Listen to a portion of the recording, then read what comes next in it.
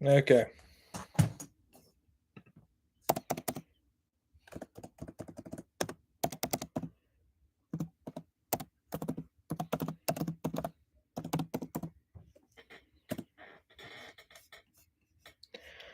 I need to be able to share.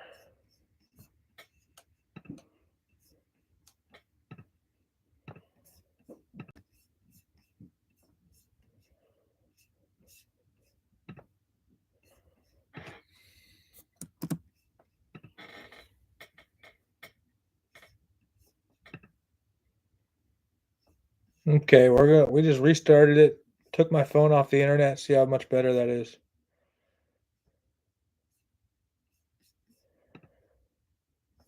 Yes, James, I'm back. Hopefully, I'm back.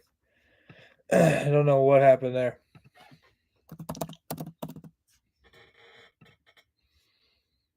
Let me post this up in some of the groups. See if help some people here.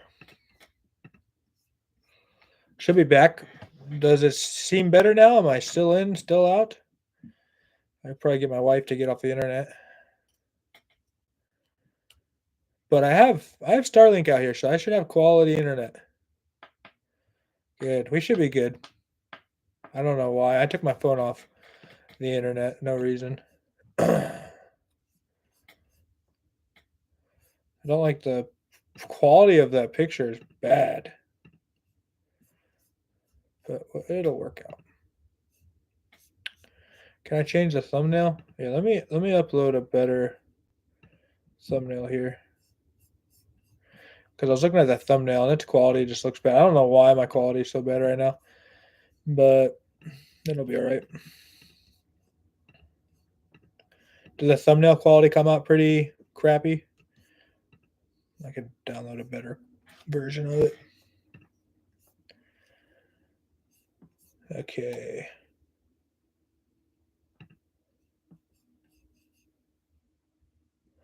Dwayne, welcome back. Sorry about that. Okay, we should be back now. Give it a like if you would. We get some more people in here, but good to have you back, my friend.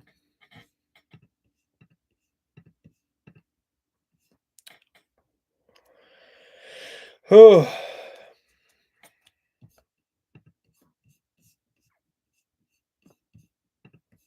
Give me a couple seconds here before we dive super deep into it.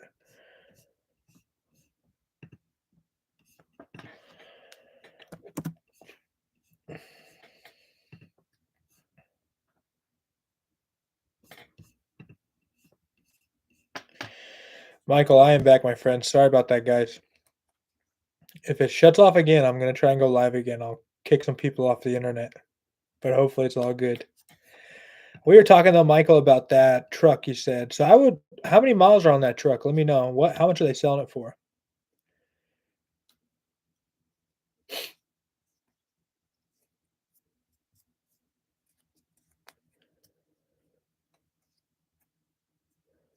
Welcome, everybody.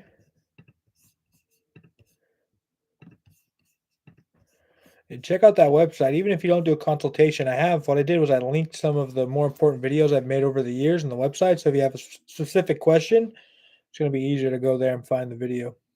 But I mean, I have 170 videos on Hotshot and trucking in general. Soup Sandwich is back. Let me know if it goes bad again. I really hope it doesn't. Like I said, I have Starlink. I know Elon's going through some tough times right now, so maybe we'll get kicked out again. Oh, that's funny.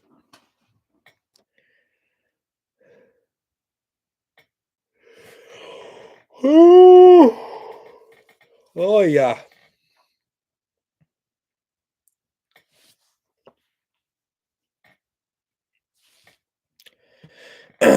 But like I was saying, so if I don't, I definitely do not support non-CDL hotshot that much. I think if you want to if somebody will allow you to lease on and you own your equipment outright and you want to try OTR trucking, then then I mean that might be fine. But for somebody to go into debt to try to or like use a truck that they owe a lot of money on for non-CDL hotshot, I don't think you're gonna make the money back. Do you watch any other hotshot YouTubers to talk to them for business ideas? So not anymore. I used to. So I've been YouTubing for 5 years now. Most of the guys that when I started in first couple of years, they're not in business anymore, or they don't make videos anymore. So like Holland Cash, Toe Piglet, oh, plus other guys. A lot of I don't even really remember. Because I kind of yeah. When I first started in 2020, those like Toe Piglet and Holland Cash, and Load Miser, and like Hotshot Benny back when he actually did Hotshot. That was back when I started. Can you go back? But I've talked to a lot of them in person, and we've like thrown ideas back and forth. And I've done some podcasts with them back in the day. Can you go back to statement about don't touch non-CDL hotshot? Yeah. So Dwayne, this is the way I look at it. Like I said, if you're somebody who has equipment that's paid off, you don't have a CDL, you want to lease onto a company and try it out and see how you like kind of living over the road if you can make some money. I don't think that's a terrible idea. But I think basing a whole business off of, a non-CDL hotshot, going out, getting your own authority, taking out loans or buying equipment on loans, owing money, like you're going to have just as much overhead as a lot of trucking companies do, but you're just going to be so limited on the amount of like freight you can haul. If you truly want to start your own trucking company, I would invite you to go get a CDL, go take a CDL course. And if you don't have the money for that, I would invite you to sign a contract with one of the major trucking companies that would pay for your CDL, find a good one.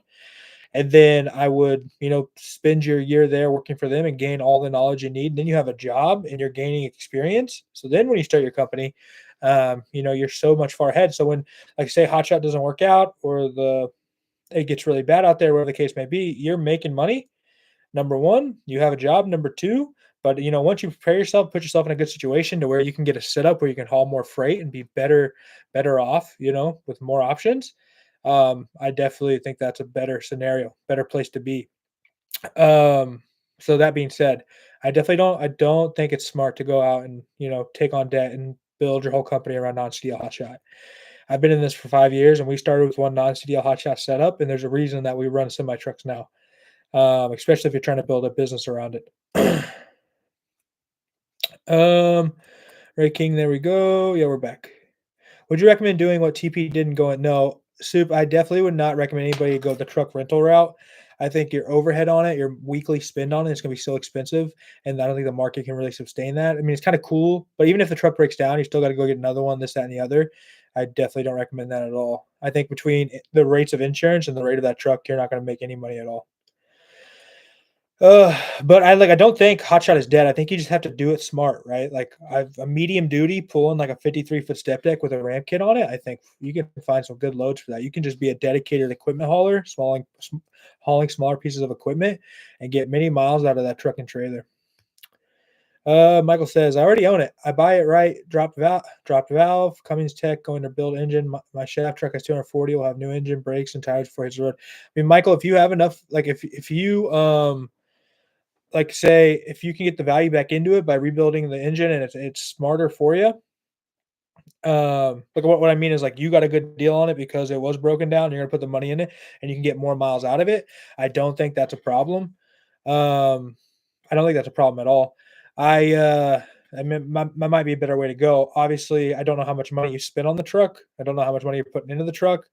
But if that does rebuild the engine and you'll get a lot more miles out of the engine, then I don't see an issue with that. James says, I got a single axle semi, was pulling my air ride trailer. Now I pull, 53-foot step on a single axle, I think is not a bad idea. But I mean, and really you look at the price of semi trucks, like you can get a nice, like I was looking at it with the guy we were doing the consultation today. You can get a nice T680, 2021 T680 with like 400,000 miles for 60 grand. And then go get you a 53-foot step deck with ramps and like you can haul any hotshot load you ever thought about hauling. Now, the benefits of hotshot, I mean, there are definitely a couple of benefits. One of the benefits is the fact that like your trailer is lower to the ground and so you can haul taller stuff. So there are stuff that, for example, would not fit on a step deck because the step deck is too far off the ground and it's too tall. Legally, you just could not haul it. So you do have that benefit there with Hotshot, and like I mean, there's some other benefits. Obviously, like when your truck breaks down, you can just disconnect your trailer. Like if there's times where our truck has broken down, we just sent another truck out, disconnected the truck, put the truck on the trailer, and then trailered the truck home. Like obviously, you can't do that with a semi truck. Um, but it's just a yeah, it's just a give and a take. James says a low pro step. Yeah, I mean low pro step for sure, but a low pro step's going to cost you more money. And I hauled a low pro step and I hated it, bro. I hated the 17.5-inch tires. They were so expensive. They were hard to find. And I actually had an air valve or air ride issue, air leveling valve issue, and it actually blew like 4 tires in a row, put me in a bind. So I hate the low pros. I tell everybody, I'm like, dude, just get a 22.5-inch tires, get a normal step deck with a ramp kit. But yeah, there are low pro step decks out there for sure. But sometimes, and then you kind of get into a more like a low pro step deck, you get into like obviously, and it was a rent an hour. And so like then we blew an air bag, and the airbag was like super special and it cost like 2 times the amount of like a normal airbag, and trying to find somebody to put it on was crazy. Like we had some issues. Now I'm all about just keeping it simple, stupid. Like I want a trailer that has universal parts basically. I want a truck that has universal parts, that can get worked on whenever. Like there's a lot that goes into it. But it's really a give and a take. I think there definitely are benefits all across the board, but you need to figure out what's going to work for you as you build your own company, right? You're building a company. Too many people think I'm just going to get a truck and trailer. I'm going to get on the road. I'm going to make money. It's like you're building a company, trucking in general, whether you're doing not all the way from non-CDL hotshot up to, heavy haul, removable gooseneck, you have a lot of overhead. You have a lot of monthly expense. And so I want a basic setup. Doesn't have to look the best, but a basic setup that is dependable, that I can reliable. I can get a lot of miles out, and I can do lots of different loads, and I have the ability to do some loads that other people can't. Hence why I think the ramp kit is very important because you're moving equipment, 40,000 pound pieces of equipment that don't need a removable gooseneck to move. You run them up the ramps, and a lot of trailers don't have ramp kits. I think having a step deck with ramp kits is very important. I wouldn't get one without one. Whether it's like an actual, or what do they call it? Dovetail.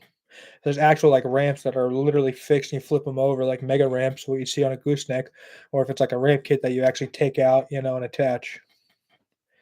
But I don't know. There's just a lot of stuff you learn over the years, stuff like you get put in positions and you're like, how do I not get put in this position again? What would need to change? Or you like after dispatching so much, you're like, oh, I could move this load. I could have moved this load if I had, this piece of equipment. I could have moved this load if I had ramp kits. I could move this load if I had 8 foot drop tarps. I could move this load if, I had load levelers. But yeah. Yeah, James, I'd much rather have the ramps and never have to use them than not have the ramps at all, right? Because there are times, I mean, like, and you kind of forget, you forget the times where you have to pass a load because of something stupid. I remember guys that would say they want to do hot shot, but they're like, I'll never tarp anything. I don't ever want to tarp anything. And I'm like, they'd want me to dispatch for them. I was like, I don't want to tarp. I'm like, okay, but don't come crying to me when we're missing loads because you don't want to tarp. Like, you have to understand that's going to limit. Like, when you're doing hot shot, guys, you cannot limit yourself. Like you're already going to have enough limitations on the amount of weight you can haul, the amount of deck space you have. If you're a new company, the amount of brokers that are going to use you. You cannot put any more limitations on yourself than already what you have. And the more limitations you have, the less money you're going to make. Michael says, is there an issue with brokers about the age of the truck? I have never had an issue with brokers about the age of my truck. I have, so the questions you'll get, but I mean, obviously it's a hot shot, so it's different. But with a semi truck, for example, they'll ask you where your stack's at, for example, depending on what the load is, if it's like the stack's on the top or the bottom. I have had a lot of questions. I did a lot of dispatch for dry van for a friend of mine, and the age of the dry van trailer was a big deal because you do food grade stuff. They want dry vans that are 10 years old or newer, less than 10 years old. And if they're over 10 years old, they just would not use you. But I've never had anybody in Hotshot ask the age of the truck. I mean, there are some times where brokers, it won't be like a killer deal, like it won't be like a deal or no deal situation, but they'll ask, what kind of truck is it? what year is it, and they are looking for a newer truck, but I've never had anybody turn us away. But I've never, like, said, "I have a 1996." I mean, if you got that a 2017, they're not no one's gonna say nothing.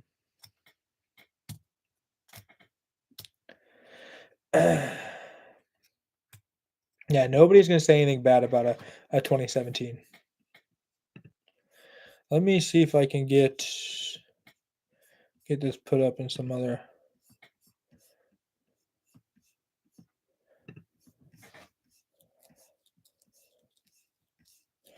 That's pretty much it. But it really just depends. I mean, yeah. Like, so if there's anybody in here right now who's like, I want to get into Hotshot, don't know where to start.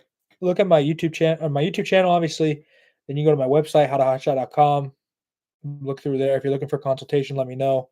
But I'll definitely tell you how it really is. The biggest problem I have, the biggest it comes down to it is just how long your equipment is going to last.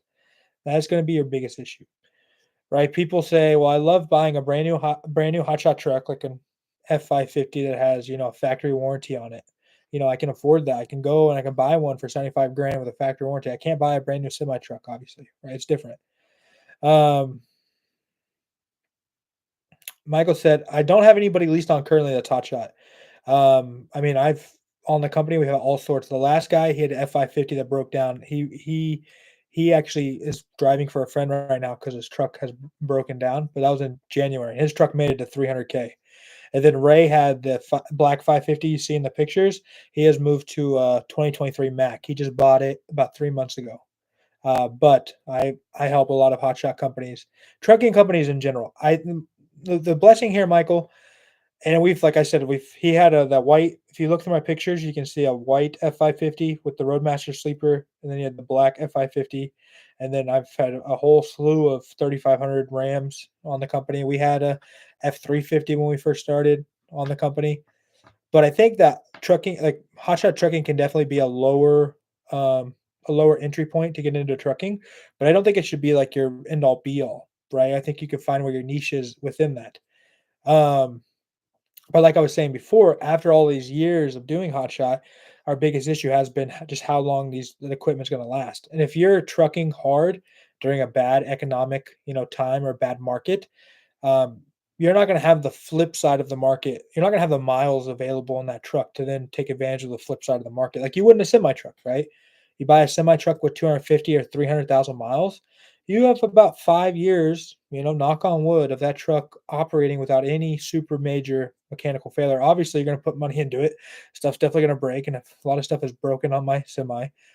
But you have 5 years, so 2 of those years might be crap, but the other three might be really good. You know, and then you've definitely made enough money to be able to get another truck. But like I was saying, people will say, "Well, I want to get a brand new F550 because I get that factory warranty." I'll tell you this, and I can't say this for every truck manufacturer, but that factory warranty is only good sometimes.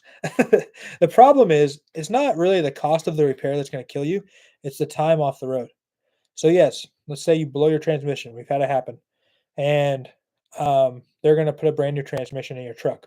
But the time that they diagnose the issue, the time that they then send the information off to the warranty, and the warranty agrees to fix it under warranty, which, if that happens, is a good thing. And the time they actually repair it, you're off the road for 3 months, right? And when you have those trucks, the only people I'm saying if you have a newer diesel dually and you have like your factory warranty, you take it to the dealership. That's who does your work. That's who does your oil changes. That's who is going to do everything for you because you have your warranty. And they're the only ones that are going to work on it. The Ford dealerships, if it's a Ford. And so you are kind of held by how good they are, how good they're not. And if they're taking months to fix your equipment, you're going to be off the road, and that's really what's going to kill you. A semi truck, for example, you can set up a system for your maintenance. There's been times where I blew. Let me try to think of like a big breakdown we had. Oh, like EGR valve goes out and I don't have the money today to fix it. I have my mechanic, I have my parts dealer that will mail us the parts, get the part to me. A mechanic will put them in. He'll fix it within 2-3 days. And then he'll give me an invoice with 30-day pay terms. The part guy gives me invoice 30-day pay terms. I'm back on the road in 2-3 days, and the truck is running great, and I make the money to pay for the repair. Like, obviously, I'm paying for the repair out of pocket, but the turnover of getting that truck back on the road is, crazy good. Now, obviously, I don't want to be in a position where I have to pay for yesterday's repair with tomorrow's earnings. I think that's a terrible position to be, but you will find yourself in that position in trucking. That's just part of it. Um, but I can get on the road and make the money back and pay for it, right? So it's a double-edged sword. You can that warranty definitely can come into effect and be a positive, or it can definitely hold you up and be a negative. Soup says, "Do you prefer paying cash for things or using credit?" When I first started trucking, I prefer credit, bro. I was like, let's get it, but I definitely prefer cash now. I prefer putting yourself in positive and smart financial positions.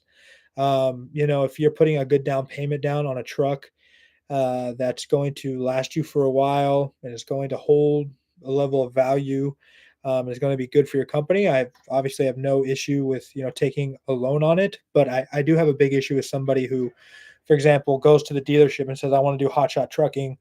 They put $2,000 down on a brand new 4,500, 5,500, or even some guys doing non-CDL 3,500, 2,500, and they run the terms out to 84 months, and they're paying just the minimum every month, towards this truck that they're putting tons of miles on. They're going to be in a terrible position. So I think that's a terrible way to use credit. That's a terrible way to get a truck for Hotshot. But I mean, if you go to your banker and they say, yes, we'll give you a loan for a setup, and let's say they're giving you $80,000 to go out and buy a semi truck and buy a used trailer, buy a used truck, used trailer, and you're able to put 20K down on that and have a good sustainable monthly payment that you can overpay on each month, and pay it down in 2 years and have that truck fully paid off in 2 years when it still has 3 more years of life left. I don't think it's a bad position to be. Don't need a 90K truck to get started like some of these dudes are doing. I definitely don't think you need a 90. Obviously, you don't need a 90K truck to get started. But this is the double-edged sword of hotshot trucking. Is semi trucking, it's harder to buy a semi, right? Like when we first started back in 2020, we wanted to buy a semi truck. We had money to put down. We had good credit, but I don't have a CDL. I didn't have a CDL then. They wouldn't give us a semi truck, but anybody can go get an F350, F450, F550 if you have the credit score and you have a little bit of money down. They'll definitely sell it to you. So then you get yourself in all of this debt, right off the top, and like you have so much more expenses coming out. You have a high insurance payment and everything where you can only pay the minimum on your loan or on your truck. Like you're going to be so flipped in that truck so quick that you're just going to be flooded. And you're in those 2.5 years that you have with the truck doing hotshot, or 3 years if you're lucky, 3.5 years, 300,000 miles if you're lucky, you're not going to be able to pay it down enough to when that truck is not operable anymore, does not serve you a purpose, that you can sell it, get out of it, or buy another one. So you definitely got to be smart about it. You definitely have to be smart about it. I've been watching from your first hotshot truck. Have enjoyed your videos. Thank you for the answers tonight. We'll be looking at the consultation process. Michael, thank you for being here, brother. Thank you for being watching the channel for as long as you have, man. And yeah, look through it. Just send me a contact form. We can talk a little bit about it and see what works best for you in your situation. There was a friend of mine, Ben, and he doesn't do hotshot. He just does trucking, but he had bought a trucking company. Had 2 semi trucks pulling dry vans, and he was just underwater having a hard time. So he brought me on, and I worked for him. I was dispatching for him, but I was just giving him consultation.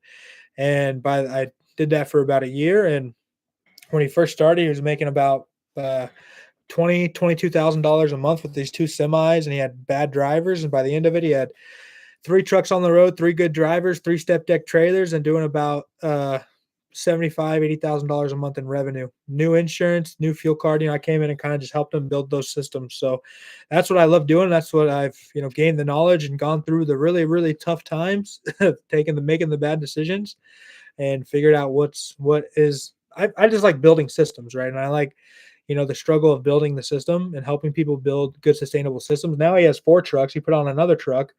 He has a great dispatcher that's a guy who dispatched my truck's a great friend of mine too. He's got a good fuel card. He's got a good insurance. He's got, we made a lot of good changes in his company to help him out. So definitely look into it, man. Whatever you need, I'm definitely here for you.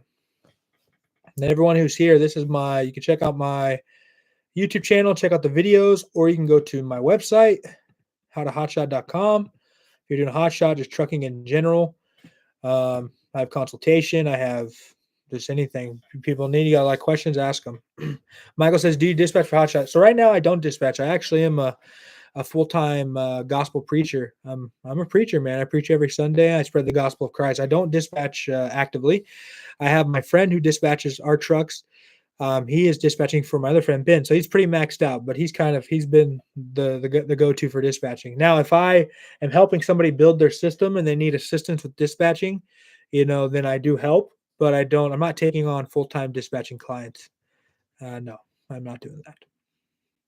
But I also have a dispatching course, and I think we're losing a good chance here, guys, to have somebody in our close circle dispatch for us, like train them up as a dispatcher. And that's one reason I made the dispatching course was so like, our wives, we can teach them to be dispatchers. They're stay-at-home wives. They can dispatch for us and be a part of the process, or a friend of ours or a family member close. Because like if you're going to pay a dispatcher 5% of your total gross, you might as well make it somebody who needs to supplement their income and can work in the mornings. Or, somebody who's already stay at home, like your wife, you can pay her. So that's kind of what I think we like, so many people rely on these dispatching services that are just like overpaying and underperforming. Why not just train up someone close to you? They can take the course, or I can talk to them and help them for a little bit, and they can be a good, dependable dispatcher for you. And they can even bring on more trucks for themselves. And it's like, could be a really good income for them. So I think it's definitely beneficial. Welcome, everybody. Give this live a like if you would. Share it with a friend who's into hotshot or into trucking or wants to start. I mean, I'm here to answer all questions here for a while. If you haven't subscribed to the channel, think about subscribing. I've been making videos for a long time all about hotshot. I've been pushing a lot more out. I'm like, what video should I make? Because obviously I'm not making videos with the truck and showing off trucks and stuff. I just like mostly the business side of things. I was like, let's just get back to the basics, teaching the general stuff that I've made videos on, years ago. Let's reteach it. There's so many new people, like, obviously business in general is kind of a revolving door. People get into it, people get out of it, more people get into it, more people get out of it. And it's like there's a lot of new people looking at hotshot in a new way. When I started, when it was like Toe Piglet and Load Miser and Holland Cash and all these guys getting into hotshot and doing hotshot, now it's completely different, right? But I also think there's a bad way to do hotshot trucking, and I want to try and help stop people from doing that by just providing a little bit of my, I wouldn't say expertise, but my experience, the knowledge I've gained through trials and tribulations. That's what I try to do. But if there's any questions here, let me know. I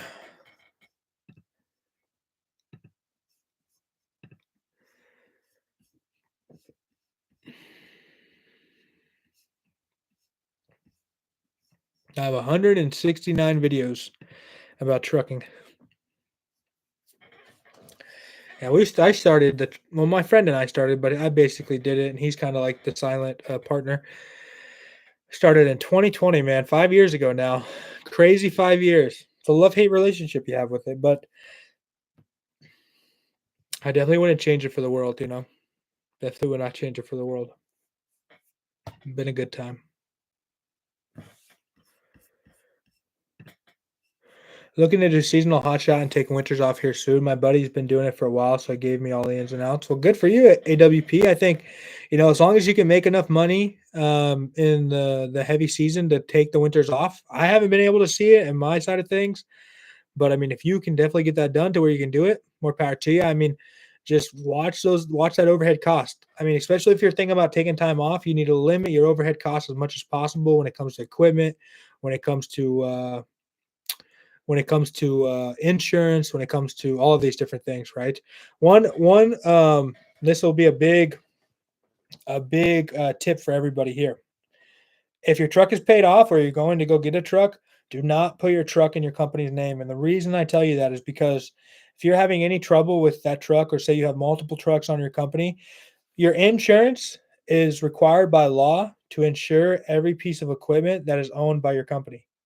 So, for example, if you have a hotshot or a semi truck, let's say you have multiple trucks on the policy, and for example, they don't one breaks down, your insurance is not going to let you take off. It's not going to let you take off that truck from your policy because it's owned by your it's owned by your what's the word I'm looking for? Owned by your trucking company, right? So you're still going to pay the commercial trucking cost on it. But if it's owned by like a third party company, like another LLC you started or by you personally, and then you lease it to your trucking company, then you just have to do a lease term agreement.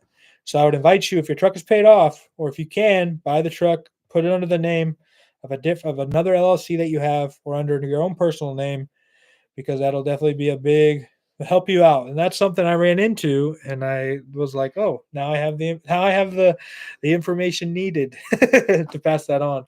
But yeah, really watch your overhead costs, AWP. That's what you need to do, man, because that reoccurring overhead cost will drown you when you'll get to the winter and you say, I can't get off the road.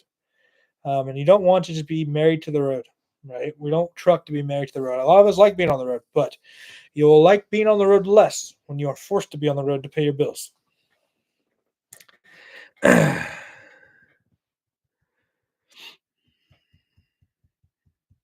AWP says insurance lets you pause.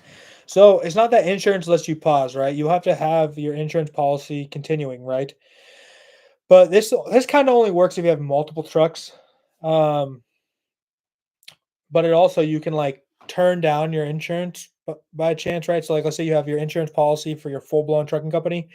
And then, for example, you're like your truck broke down, but you want your insurance to continue. You can like change the radius of like where you operate to like super, super small because like your truck's off the road. And that should really bring down the cost of your insurance. But it's not going to take your insurance off of your MC and cause your authority to be inactive. But once you have more than one truck, for example, like because like I said, the federal government forces insurance companies to insure every piece of equipment that is owned by your company. All right. So even if your truck breaks down, it needs to be on the insurance regardless. But if your truck is leased to your company, you own it personally or owned by another LLC, then when that truck breaks down, you can take it off the insurance. But yeah, so like when you're running your when you're running your hotshot company and you want to take the winter off, I would go to your insurance agent and say, "Hey, I'm changing my radius to just 5 miles around my house." But basically tell him I'm just taking the winter off and I don't want to pay this full-fledged insurance policy and say I'm the radius of this truck moving is 10 miles around my house. And that should bring down how much you're paying for insurance. And if you're starting a new authority, if you're starting a new authority, for example, oh, what am I trying to say? For example, if you're starting a new authority, you're probably going to be insured by Progressive. Progressive has a lot of flaws, but it has a lot of benefits, and that you'll be able to have a lot of freedom with the insurance. So they should be able to change the radius, no problem. And a lot of Progressive is like, um, so it's not manual underwriting; it is like electronically underwritten. So they have like systems, and algorithms that spit out numbers. And so it's more of that. Like once you update stuff, you'll get, the updates of the insurance. They'll be able to be automatic. But watch my secrets to trucking insurance video, AWP. You can find it on my website or you can find it on here. It kind of goes a little deeper on that. Soup Sanders said Walmart Willie LLC. AWP says, "Oh, good. I've been preparing for a while to pay off the truck trailer, trying to start with 1 year of insurance saved and just hit the ground running with my own authority." Yeah, it's not bad, man. I mean, your biggest problem is going to be finding freight. It's going to be brokers that don't want to use you just because you have a brand new authority. But, as long as your overhead's low, you'll be in a pretty good situation.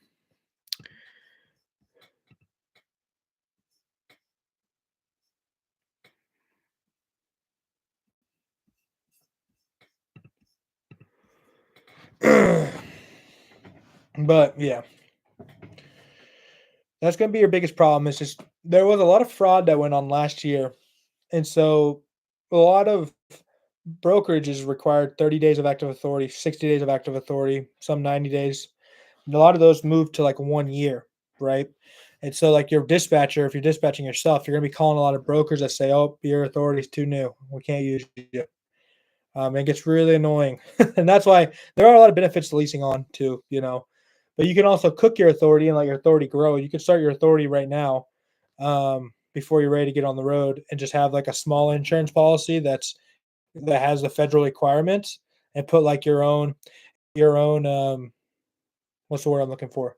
Put like another vehicle that you have. Just say, hey, I'm hauling medical equipment 5 miles from my house, and as long as your commercial insurance policy meets the federal requirements, which is 750,000 and commercial liability and 100,000 in cargo, then that will start your MC, and then you can let your MC cook for like 6 months before you get on the road, so you have more authority time under your MC when you first get on the road. Having the physical damage with the personal insurance and not in the commercial insurance saves. Yeah, Francis, that's a good. That definitely does save money. Yeah, if you run your physical insurance, like so it's like bobtail insurance basically, but you just run but that changes though, Francis, because a lot of times um companies will not let you personally insure a commercial vehicle. So if you have a 550, for example, or F450, they won't let you pull a personal policy on it. Yeah, AWP. Yeah, try that, man. But the one thing you need to do the minute that you're actually ready to get on the road with your actual setup, you need to yeah, so 3,500, Francis, they'll let you do a 3,500, but the 4,500 and 5,500, since they're commercial vehicles, sometimes they don't let you pull a personal policy on it, but that definitely lets you do that. AWP says, oh, well, I was talking to you. Sorry, I got caught up. Um, yeah, just when you're ready to actually truck and you have your actual truck, actual trailer, and you change your policy, you change your policy AWP to be like what your actual hotshot policy is. I would take your truck trailer, make sure you are just ready to go, spick and span, have all your paperwork. You need to go down to the local weigh station or Department of Transportation in your state, have them do a roadside inspection because a lot of brokers will not use you if you do not have any inspections. But just make sure you are prepared for that roadside inspection. All right. Because then it'll show your truck, your trailer on your MC with a clean roadside inspection. You're going to hit the ground running.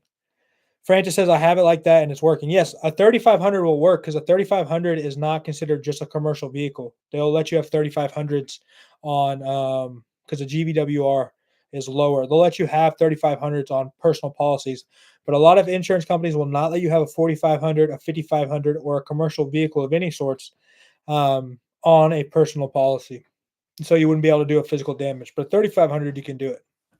So if you're going big, that's like if I had a 5,500, I can't have like just uh a personal policy like I have on my Toyota Tundra or Prius because it's a commercial vehicle.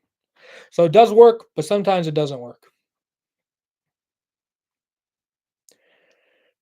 But hopefully, yeah. Francis says I have at least in the company also. That's what I would do because then, like I said, you can have it. Jerome Jones, welcome, my friend. Good to see you. Like I said, you can have it so you can take it off if you have problems.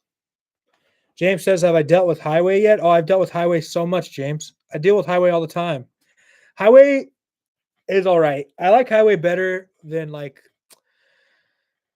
my carrier package is good. I like my carrier package. I like highway. I dislike RMIS now. RMIS has a system where like routes you through truck stop because truck stop owns RMIS. And they want you to like upload a picture of your ID and all this nonsense. But highway's good, but a highway is also bad. I've had problems with it where I've had to make calls and they lock you out of brokers. Like brokers say, "Oh, I have no power now. You have to go through highway." And the highway's like, "We have no power. You have to go through the FMCSA." And it's like, okay, screw everybody then. Screw all of us. But I don't mind it though. I think a lot of brokers are like tons of brokers are using it, and it's an easy system to get set up. Like it's pretty quick once you get it all figured out. But I've had to deal with scammers, man. I had a scammer that got into my MCS 150 and changed my email address, and I had to go through that, but I got it fixed. I had what else did I have? I had a scammer that my company's bought my company's information with Bitcoin from somebody, but they had like fake paperwork and they were trying to book loads in California. And a broker called me and I was like, oh, dude. So then I called the scammer and I'm like, bro, at first I act like a broker trying to see what paperwork he had to send me the paperwork. He made an email address just like mine, but he changed one letter in it. And then I called him and I was like trying to act like a broker, trying to get him to send me the paper because I wanted to see if he had my actual, trucking paperwork. And he sent me the paperwork and it was fake. It was fake paperwork. And so at that point, I'm like, this guy's nonsense. And so then I told him who I was and he was trying to get me to pay him like $300 to stop. And I was like, nah, dude. But there's nothing he could do at that point. And that's one thing with like all of these broker systems that are put into place. It's like almost impossible for him to book a load. He would have to find a brokerage that was like old school that just used paperwork and was too dumb to realize that his phone number didn't match the number that was on FMCSA, and it's just dumb. Yeah, Francis. Most brokers nowadays use Highway. They've all transferred to Highway, and I'm a little like not envious, but I'm thinking, oh, I didn't know that was what the trucking company. That's what trucking needed was a new, setup software. But my carrot package is good. There's a lot of good ones out there. A lot of stupid ones too. Like what Landstar used to use. They use like that onboard. DAT onboard was so trash. It was so bad. DAT onboard was so bad. And you had like a different login to the DAT onboard account that was not your login for the DAT, Trucker's Edge, load board. And I always had so many issues. And the only people that used DAT onboard was Landstar. That's like the only brokerage that used it. But again, guys, if you're watching, if you need consultation, you get into trucking, I'm gonna drop this again for you guys. Yeah, Highway's easy. Highway is good. But I've had issues with Highway. I had like a guy change my email, but this is how I found out because Highway sent me an alert and they're like, call us if this is fraudulent. And I called them and they're like, well, we don't do anything. You got to call FMCSA. Like, we'll flag it, but that's it. So then I had to go through the FMCSA. But we got it taken care of. It didn't turn into anything. But a guy getting into your MCS 150, that's a big deal. Like that's like them downloading. They have to get your PIN. And if they can get your PIN, they get you screwed. Do you remember if you were the stars in the hand?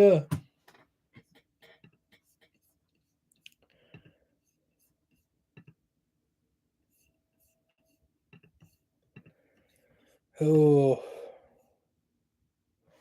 So I don't know, Francis, I have no idea, man. I just saw that it got changed. And then I called FMCSA and they're like, you request a new PIN right now. And so I requested a new PIN and I changed it back to what it actually was. And my email anyways, changed it back to what it actually was. And that was the only thing I've ever seen. So I have no idea how they got into it or how they got through it. I mean, the only thing I could think is like maybe because like the thing is, Francis, the thing is like you'll get a lot of scams, but you probably get a lot of scams in your email, which is like fake. I've got like fake loads sent to my email. They want you to open a PDF or like, and all these PDFs do is they're like a tracking thing and they steal your passwords. And they might have stole my FMCSA pin that could have been saved in my tracking or, in my computer. So it's it gets wild out there. AWP says, does it make sense to dispatch for yourself? Savvy. I was going to get a dispatcher to save time, but then again, my overhead will be so low. Might make sense to take the time and just do it. AWP, I would actually say that your overhead is going to be so low that you should pay a dispatcher just to make your life easier. I mean, think about this. Especially in the hotshot world, it is dog eat dog with these loads. And if you don't have somebody dedicated to looking at the boards for you during the day, I mean, are you going to look at them when you're driving? Obviously not, right? I mean, yeah, you can book 2 loads, back to back, but if one load doesn't work out and you cancel both of them, like you're just gonna make yourself look bad for these brokers, right? And so if you're savvy, I mean, yes, you can dispatch for yourself and save time and save money, but you can also find somebody to dispatch for you. And this is what I tell people. It's like you don't need to go pay these dispatching companies crazy amounts of money. Dispatching should cost you on like the high end 5%. 5% of your gross is what you should pay a dispatcher. But I have a dispatching class online. Like you can have somebody take that class and they'll be a competent dispatcher and then they can dispatch for you. And that can be somebody who's close to you, like a friend, a family member, your wife or girlfriend or whoever. And you can pay them a little bit of money to help you out and they can be a part of your company. But my friend Trent, he's a guy who dispatches for me. He's been dispatching for me for the last 2 years. I taught him how to dispatch, brought him on. He's worked with me for 3 years, and he's making good money weekly now, just dispatching. And he learns. He brings on more trucks. You bring on more trucks, they're there. Like you can bring somebody. Like if you're going to spend the money, you might as well give a job to somebody close to you that just needs to. That's like a stay-at-home mom and just can work mornings, because they can stay home and dispatch for one truck. I dispatch from my laptop. I'll take my laptop and I'll make breakfast and watch the boards. I'll have a YouTube playing in the background. If you got a kid, you could be changing your kid, watching the boards. Like it's not. It's not too invasive, right? Francis says I've been looking back to back. Yeah, looking back to back's not bad.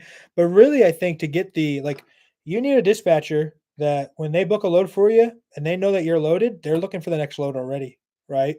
And they're spending time just looking for loads. And I think that helps out a lot to get those good ones. Because you can do back to back. But I mean, all of it's gonna work to some sense of the word work, right? But what's most effective? And I really think that just having somebody close to you learn how to dispatch, have them do it for you. I mean, obviously, if they're not doing a good enough job, fire them, do it yourself, whatever. But it could be a little bit. It could be a little chunk of change. Like if you're paying them 5% of your total gross, and you're grossing $5,000 a week, that's $250 to them, and they're working 2-3 hours a day just in the mornings. From like 7:30 a.m. to 10:30, usually, depending if it's a if it's a bad day trying to find a load or not. But they can definitely be doing something else, kind of. I mean, be dedicated to the boards, but you can be doing other stuff. Jerome says, "How much dispatch course? Dispatch course is $99. It is, I think it's 14 personalized videos that are not on YouTube, and I have a couple tests in there. And then anybody who takes the course, they get a free one-on-one with me, kind of going over dispatching. But I'll link it here in a little bit. I got to make sure it's still, so I got to link it to my website. So I won't be able to link it tonight, but I got to get it through my website again. Oh." But it's like yeah, like teach your wife how to dispatch, or have your wife learn how to dispatch. It's not. I mean, it's not like there are definitely a lot of things you need to know to be able to be an effective dispatcher, but it's not. I wouldn't say it's super difficult. It can be demanding. It's just um yeah. Francis says, I just think that rates are not too good to have more expenses. You're right, Francis. And there's a couple things here. Even if rates were really good, you don't want to have more expenses, right? Trucking is definitely up and down. So the good is going to cover for when times are a little bit not so good, right? So you just want to keep your overhead costs down. You want to keep your overhead cost as low as possible, all the time, whether rates are really good or not really good. But definitely dispatching can pay for itself. Like if you're struggling to dispatch for yourself and like find good quality loads back to back, paying a percentage to somebody who's literally dedicated to the boards and looking for the best load possible, is handling your paperwork, is handling, as a good dispatcher, it can definitely be worth it.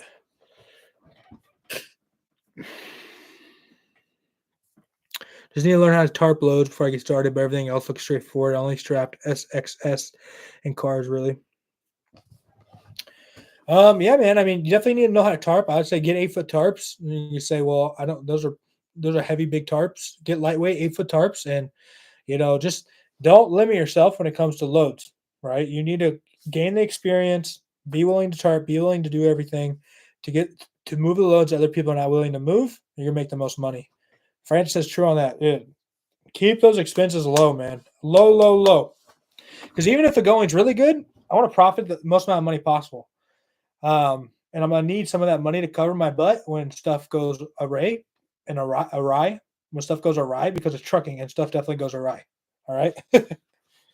uh, but Jerome, if you're interested in that dispatching course, go to my website and contact me through there, and then just tell me, hey, interested in the course, if anybody is, and then I'll get you the link on that.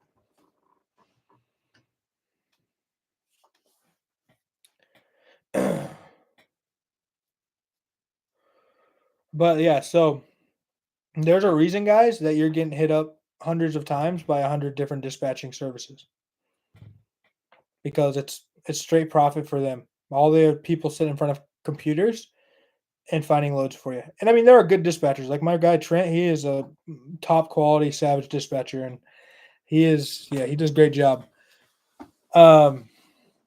He's worth every dollar I've ever spent on him, probably 2 times over. He's really good. But if I'm going to spend that money, if I have a small trucking company with one truck, I might as well find somebody close to me that I can, help them supplement their income. If you have somebody who works, maybe not like nights because you need them to get up early in the morning, but somebody who's a stay-at-home mom and needs a little bit more money, or just, I mean, there's a lot of many different cases. Somebody who might be disabled and needs a little bit more cash. French says, how much does he charge for dispatch? Well, he's booked out right now. He is actually dispatching all four of Ben's trucks that he has on the roads. The guy that I was consulting for a couple of years. He's booked out right now, but he's usually paid about 5%. I think 5% is a good amount for dispatch. A lot of times though, dispatchers will charge more for Hotshot because Hotshots gross less, and it's harder. So like they're getting paid off gross, right? Percentage of gross, and semi truck loads pay better, so loads pay more in general. 100 miles at $3 a mile is $300. 100 miles at $2 a mile is $200. So they'll charge the $200 load more, so they make more, and charge the $300 load less. So I say 5% is a good percentage to pay a dispatcher. 5% or $250 a week, but I say 5% because then you also want them to be you want them to be motivated to find you higher paying loads. That's part of it too, I think. But you also want them to find you good paying loads. Just because the load's higher paying does not mean it's a better paying load. It might make you more money gross wise, but your rate per mile might be trash, and then it's not worth it. So it's a give and a take. Finding a good dispatcher is worth their weight in gold, or training somebody.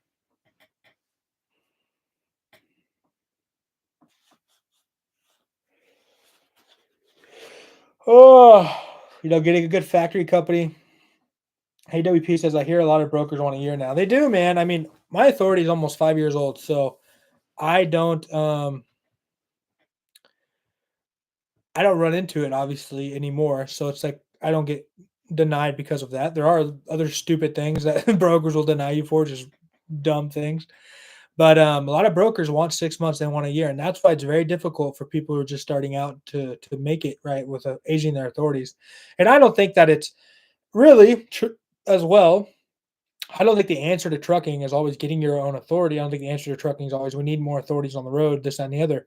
It's like leasing on to a really dependable system is really good. Like AWP, like if you leased on to a company that was already established, it can make you a really good amount of money for the months you want to be on the road and then let you take the time off that you want.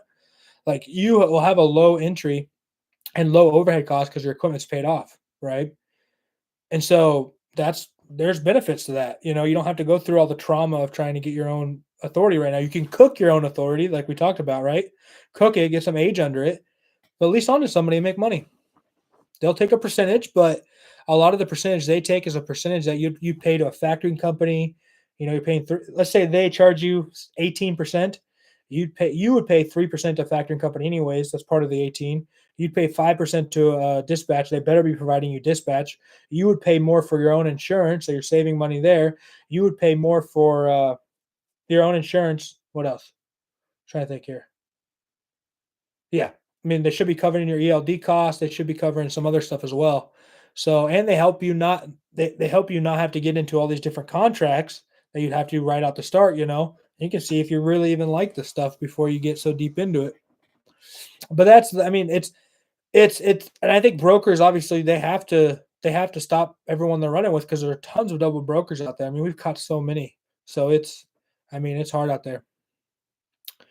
Yeah, every time I post my truck on DAT, is always a dispatcher calling me. Yeah, I get texts from dispatchers every single day, man. Every day trying to say we can find loads for your trucks. Francis says I use truck stop. Is DAT worth having? Well, I think if you're just running a one truck operation, Francis, you don't need to get DAT if you have truck stop. DAT's better. Like if you were doing a full size semi truck, which you have the medium duty, don't you, Francis? No, it wasn't. No, you have the 3500. That's what you said, right? Um, if you're just running the 13500, just stick with truck stop. DAT is not worth having. Now, if you had multiple trucks or if you had like a flatbed or a step deck, maybe DAT, there was going to be different loads on there. But for your hot shot, truck stop's going to be it. Also, do have central dispatch for cars. I don't move any cars at all, man. Never touched them. And it's funny. It's really funny because obviously insurance goes up if you're covered for cars, number one. But I use RTS for factoring, and I had sent in a copy of a title to RTS because we were hauling a piece of equipment that had a copy of the title, and I thought they would need a copy of it to get paid for the broker. The broker was like requesting a copy of it with the BOL to pay us. So I sent in a copy of the title for this piece of equipment, and they called me and they said, "Hey," they said, "Do you haul stuff like this often?" And I was like, "Well, it's just a piece of equipment." And they're like, "We actually don't factor cars." I said, "Well, it's not a car." They said, "Well, it has a title, and like we don't factor stuff like this." I said, "All right." It's like, "Let me check with my higher ups, see if we can factor this." They ended up factoring the load, but they told me, "If you haul more stuff like this, we're not gonna factor it." But it all got sparked because of me sending a copy of the title. But then I'm like, "Wait, RTS does not factor cars." And it's because they have the reason they don't, and I was talking to them, which I kinda realized why they don't, is they have so many with cars, you can have a lot more, claims after the fact, right? The car gets to where it's going, they find a scratch on it, they find a scuff, they find a problem, they wanna come after the person who hauled it, right? And so you have to make sure that you take good pictures of damage, you take good description, you write good descriptions of the damage when you're hauling cars, or you can get caught up with it. Fran says most of it's check on delivery or cash. Yeah, I mean, in your play, you're running that, which obviously that's a blessing, but you wouldn't be able to factor with RTS even if you didn't get paid on delivery, right? But that's why the whole cars, I just made a video on that and posted it. Cars versus freight. I stay with freight for various reasons, but I think cars. I work for a car lot. The first thing we did when cars were brought off the truck, what do? We inspect them. If there's problems with it, we're going to go after. We're going to go after the manufacturer, for example. The manufacturer say, "Well, it wasn't on that when it was on the truck." Then we go after the company that hauled it. And I hate the multiple pickups and drop offs and all that. I like a good paying load that I pick up one time, I drop off one time, I get the BOL signed, and I'm on to the next one, right? I don't want to have to be connecting 3, 4 cars together, trying to make a livable wage. But the cool thing with cars, though, too, is if you have a problem, with the load with the car, you can take the car off your trailer, put the car back on your trailer. They're movable. If your truck breaks down, we've had many times, not many times, 3, 4 times, where the truck has broken down with the trailer, with the load on the trailer, and we've had to get another truck to then hook up to our trailer, deliver the load, and bring our trailer back. If you did that with cars, you just run the cars off the trailer, put them on the new trailer, and then you're out of it. But cars do help you out, get you out of certain areas, and they add on to a partial for sure. There's definitely a benefit to them, 100% benefit to them. Definitely a benefit to them. But in general, and I just don't mess with them just because I don't. It raises insurance, and well, now we're doing full size, semi truckloads, so like I never even get an option. But sometimes we'll haul like service trucks, or we'll haul like, yeah, for like United Rentals, like they might have like a 1500. With the United Rental, we'll haul one of those. I mean, I consider that a car, but I kind of don't. But I mean, it's just a truck, right?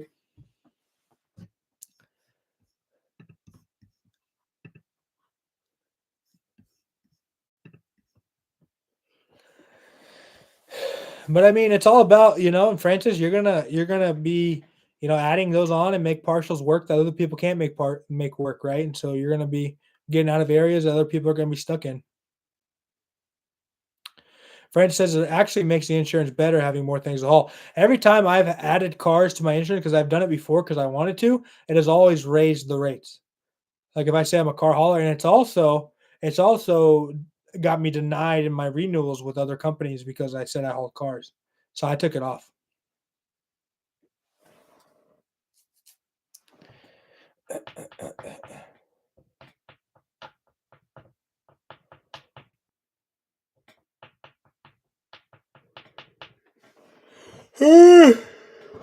Yeah, on the Facebook groups.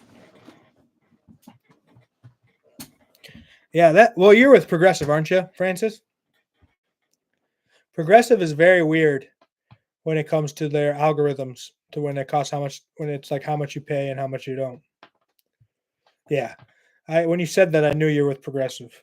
I'll tell you, you want to wait, if you're a new CDL holder, I'll tell you this. When we first started and had Progressive, our first driver for our non-CDL Hotshot setup, when we first started, he was 23, and our insurance was like $2,600 a month. We added a person who had their CDL for 10 years. We added a person who had their CDL for 10 years, clean, beautiful CDL, and was in their 50s, and it lowered our insurance by like $400 a month, just adding them to our insurance. And they never even drove our truck. I mean, it just because that's how their algorithms are all. They're all like just like mathematical, risk algorithms. They do manual underwriting sometimes, but most of it is just these algorithms pumping out numbers. And so I think it's yeah, there's ways to play the system. I mean, you're not lying. You're not lying. You're just being insured for more than what you actually do. I don't think being insured for more is bad. Definitely being insured for less is illegal. Yeah. Which I had progressive last year. I mean, there's some years, sometimes I've had progressive. Sometimes I had progressive and what was I gonna say? I had progressive and they gave me a good rate. They gave me the best rate possible and I bound with them and I don't mind them because they're easy to use and they're open on who they'll insure. And then I'll go into the next year with no issues, no problems, no wrecks, no nothing, and they'll raise my rates like crazy and I'll find a different company and bind with them. And the next year, Progressive will give me a quote that nobody else can beat and I'll bind with them again. And then this year I've bound with a company who gave me a way better quote than Progressive and hopefully I'll stay with them for the foreseeable future.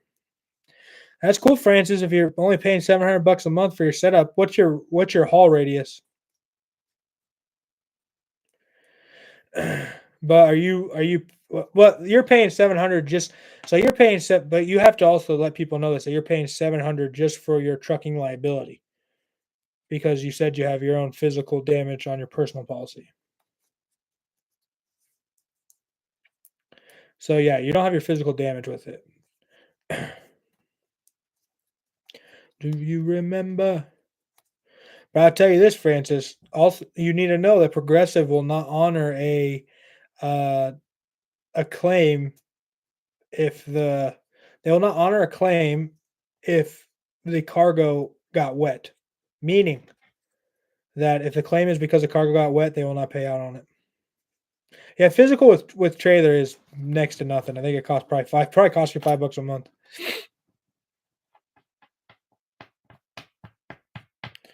Well, yeah, $700 just for your truck and trailer. I mean, I would say that's kind of more typical if you're not paying physical damage. Like without physical damage on a 2023 Mac and the 53-foot step deck, which has a value of like 150 grand. Um, the trucking liability on that's 1,100 bucks without physical damage. AWP says, so if I have my truck trailer and I go under someone's authority as a new driver, do they manage me or do I still make your own schedule? So there's two differences here.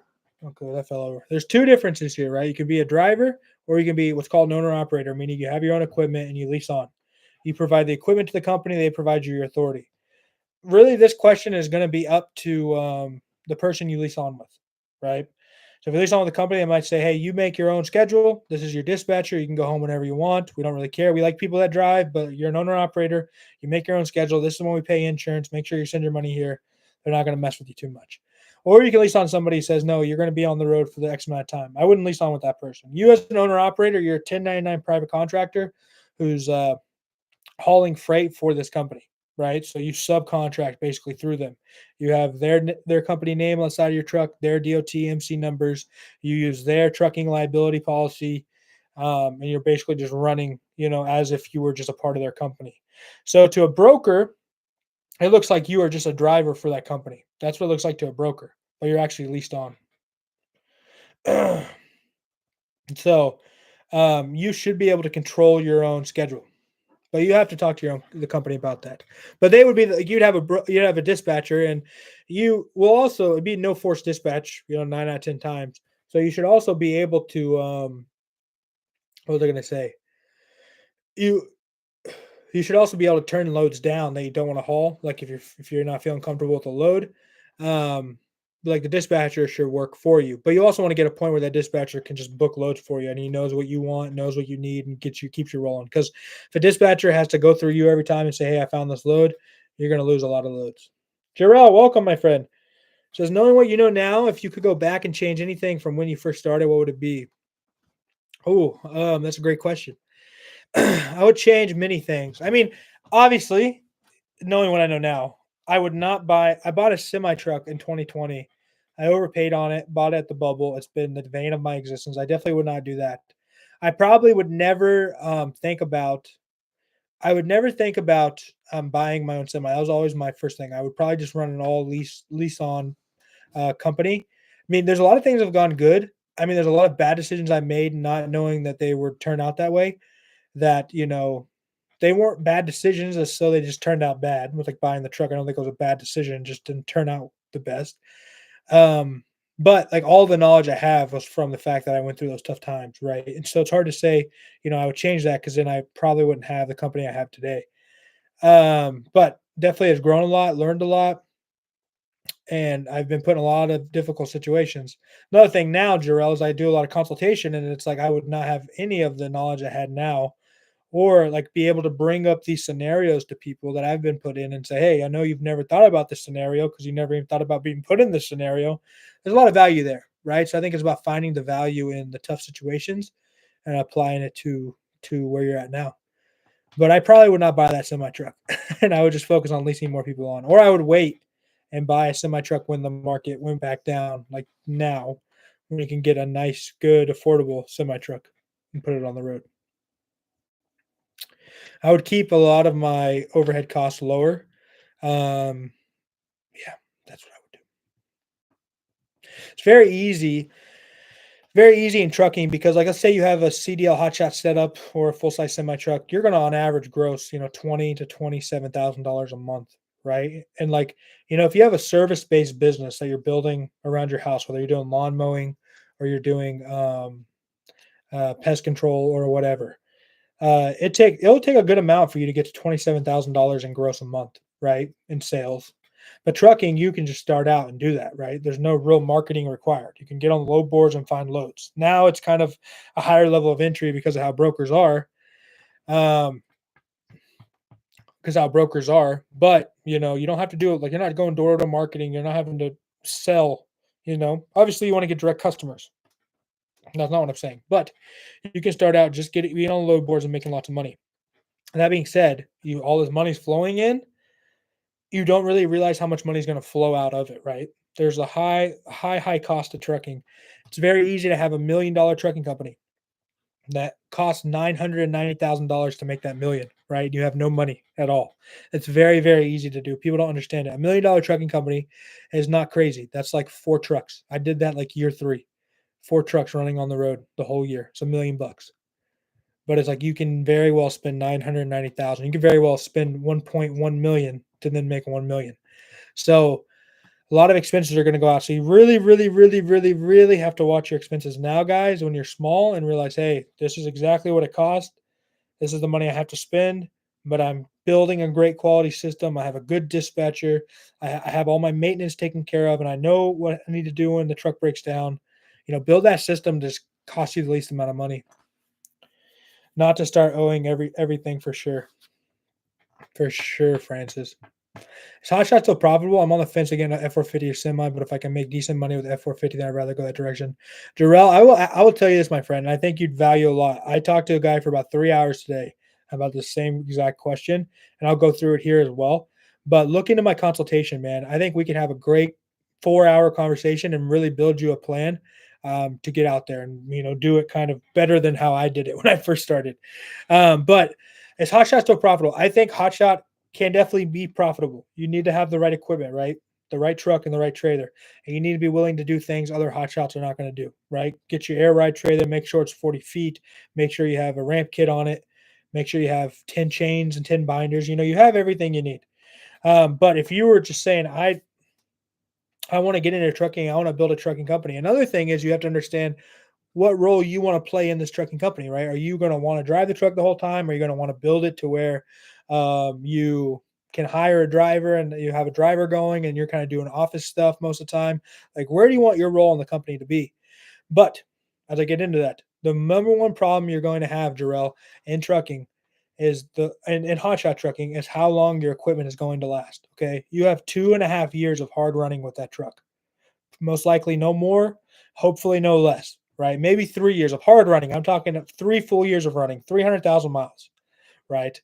That's how much time you have with that truck, Jarrell. So if you spend that 300,000 miles and 200,000 of those miles were in a bad freight market, there's no world where you make enough money to then be able to buy another truck. I would much rather somebody go in. I would much rather, Darrell, somebody go into a medium duty semi, a single axle, Freightliner M8 or so with a bigger motor, bigger transmission that's made for hauling, or a full-size semi-truck. Because right now, the same exact amount of money that you are going to spend on a Hotshot setup, you can buy same amount of money you're going to spend on a Hotshot setup, Jarrell. You can buy a nice semi truck with 350,000 miles and a nice 53-foot step deck with ramps and have so much more freight you can haul and get so much more life out of that truck. Jarrell says only 3 years. Think about this, man. Think about an F350, right?